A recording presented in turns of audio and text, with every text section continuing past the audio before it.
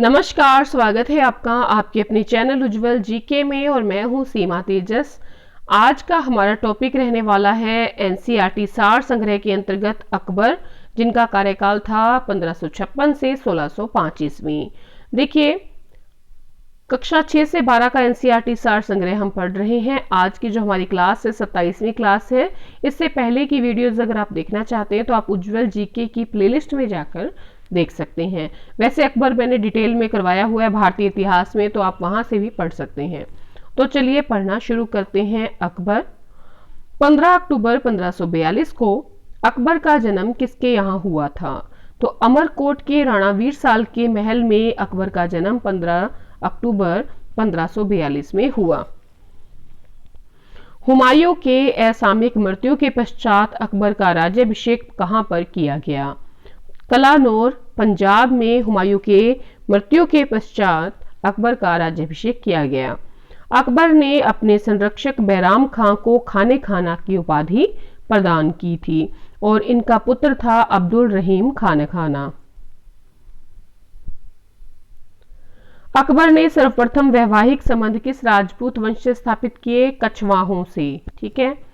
किस सूफी संत के दर्शन के लिए अकबर जो थे उनके दरबार अजमेर जाया करते थे? ख्वाजा मोइनुद्दीन चिश्ती के दर्शन के लिए अकबर अक्सर जो है अजमेर जाया करते थे। देखिए, 5 नवंबर 1556 को मुगल सेना और हेमू के मध्य पानीपत का दूसरा युद्ध हुआ था और जिसमें हेमू की पराजय हुई थी। तो आप ये भी याद रखिएगा। अकबर के शासनकाल में प्रचलित भू राजस्व व्यवस्था की एक प्रसिद्ध नीति थी आईने दहशाला नीति। तो आईने दहशाला को स्थापित किया था टोडरमल ने।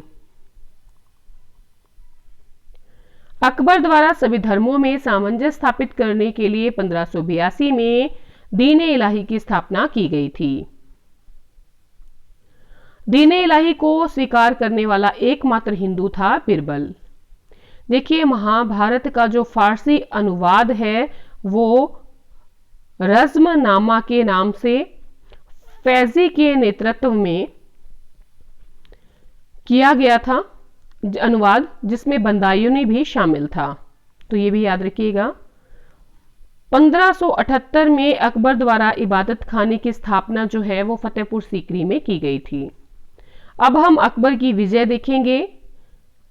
पहले है गोंडवाना विजय 1564, चित्तौड़ विजय 1568, कालिंजर की विजय 1570, आमेर से संधि 1562, मारवाड़ विजय 1570, हल्दी घाटी का युद्ध 1576 और असीरगढ़ का युद्ध 1601 ईस्वी।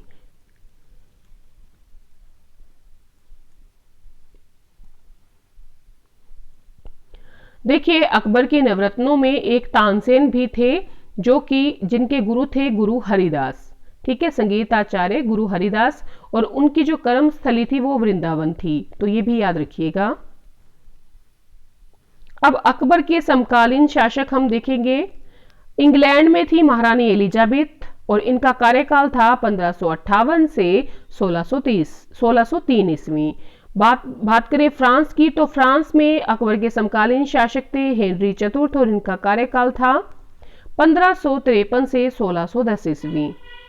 ईरान में शाह अब्बास थे अकबर के समकालीन शासक और इनका टाइम पीरियड था 1588 से 1629 ईस्वी।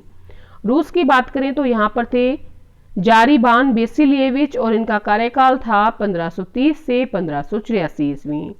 तो ये अकबर के समकालीन शासक थे और इनका कार्यकाल।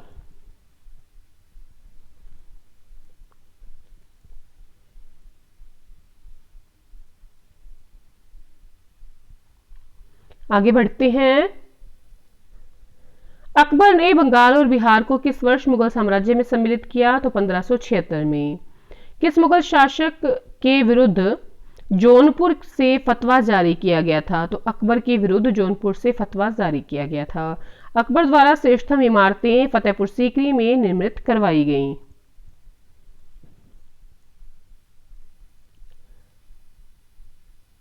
अकबरनामा की रचना अबुल फजल ने की थी और अकबर ने जगत गुरु की उपाधि दी थी आचार्य हरि विजय सूरी को। अकबर द्वारा फतेहपुर सीकरी में बुलंद दरवाजे का निर्माण गुजरात विजय के उपलक्ष्य में करवाया गया था।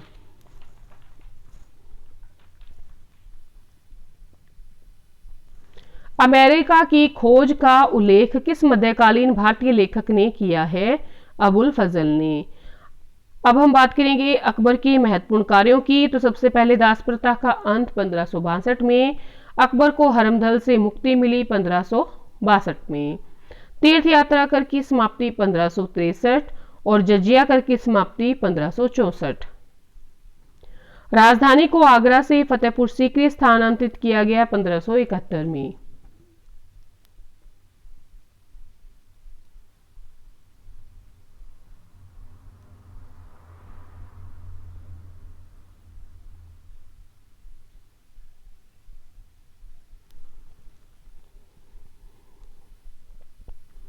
इबादत खाने की स्थापना की 1575 में और सभी धर्मों का प्रवेश दिया इबादत खाने में 1578 में। मजहर की घोषणा की 1579 में, जबकि दीन इलाही की स्थापना की 1582 में।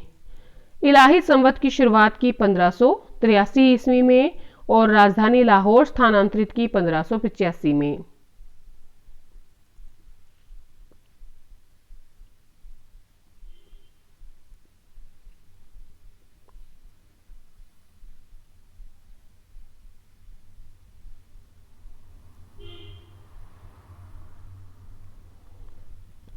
प्रसिद्ध चित्रकार दसवंत किस मुगल सम्राट के दरबार से संबंध रखते हैं? अकबर से संबंध रखते हैं।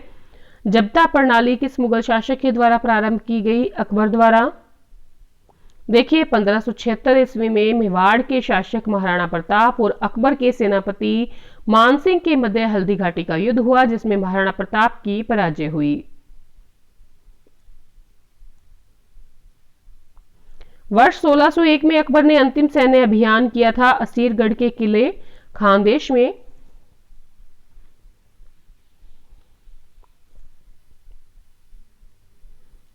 नेक्स्ट है, अकबर ने किस प्रसिद्ध चित्रकार को शीरी कलम की उपाधि दी? अब्दुल समद को। बिरबल के बचपन का नाम था महेश दास और ग्वालियर में स्थित गुजरी महल मानसिंह के द्वारा बनाया गया था।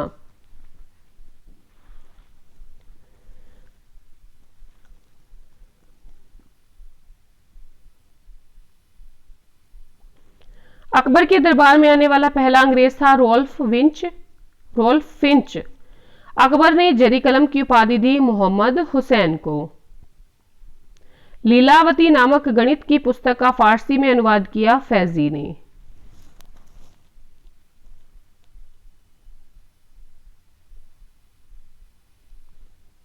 ईस्ट इंडिया कंपनी की स्थापना के समय भारत का शासक था अकबर। अबुल फजल की हत्या जहांगीर द्वारा करवाई गई। वर्ष 1582 में टोडरमल आएगा यहां पर। टोडरमल को कौन सा पद दिया गया? दीवान ए अशरफ का। अकबर की विजयों की बात करें तो पानीपत का युद्ध 1556, गोंडवाना विजय 1564, चित्तौड़ की विजय 1568, मारवाड़ की विजय 1570, हल्दी घाटी का युद्ध 1576 और असीरगढ़ का युद्ध 1601। एक बार पुनः देख लें।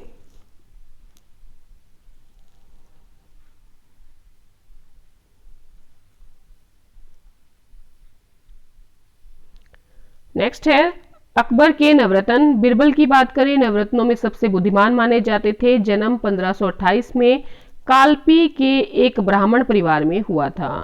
अबुल फजल की बात करें तो ये सूफी शेख मुबारक के पुत्र थे और इनका जन्म 1550 में हुआ और इन्होंने अकबरनामा ग्रंथ की रचना की थी।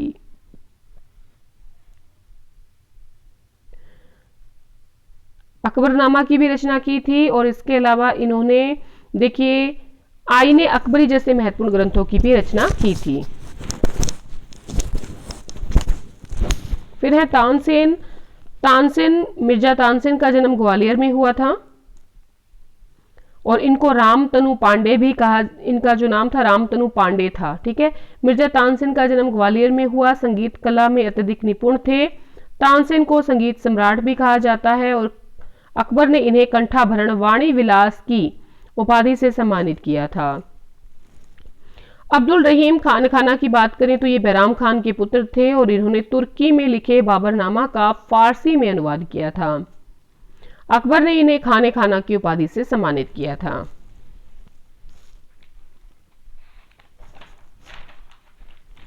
नेक्स्ट है मानसिंह आमेर के राजा भारमल के पुत्र थे और भगवान दास के पुत्र थे। इन्होंने अकबर के साम्राज्य विस्तार में महत्वपूर्ण भूमिका निभाई और 1611 में इनकी मृत्यु हुई। राजा टोडरमल की बात करें, जन्म हुआ था अवध के जिला सीतापुर के लहरपुर तहसील में। प्रसिद्धि का मुख्य कार्य जो इनका था वो था भूमि सुधार का। दीवाने अशरफ के पद पर रहकर इन्होंने भूमि सुधार की सफल योजना चलाई थी। फैजी की बात करें, अबुल फजल के बड़े भाई थे और उन्होंने महाभारत और श्रीमद् भगवद गीता का फारसी में अनुवाद किया था और अकबरनामा ग्रंथ की रचना की थी। फिकीर अजियुद्दीन ये अकबर के निजी हकीम थे और मित्र थे। अकबर ने प्रसन्न होकर इन्हें नवरत्नों में शामिल किया था। और अंत में है मुल्ला दो प्याजा, अपनी बुद्धिमानी और वाकपटुता के कारण नवरत्नों में शामिल किए गए। इनको खाने में दो प्याजा व्यंजन अत्यधिक पसंद होने के आएगा, ठीक है, अत्यधिक पसंद होने के कारण इनका नाम जो है अकबर ने मुल्ला दो प्याजा कर दिया था। तो आज के लिए इतना ही। एक चीज और कि अकबर ने भारमल की पुत्री हरखबाई या जोधाबाई से विवाह किया था, जिससे जहांगीर यानी कि सलीम का जन्म हुआ था। तो आज के लिए इतना ही। अगली जो हमारी 28वीं क्लास होगी वो जहांगीर से संबंधित होगी। जहांगीर का अगर कार्यकाल देखें तो 1605 से 1627 ईस्वी। तो आज के लिए इतना ही।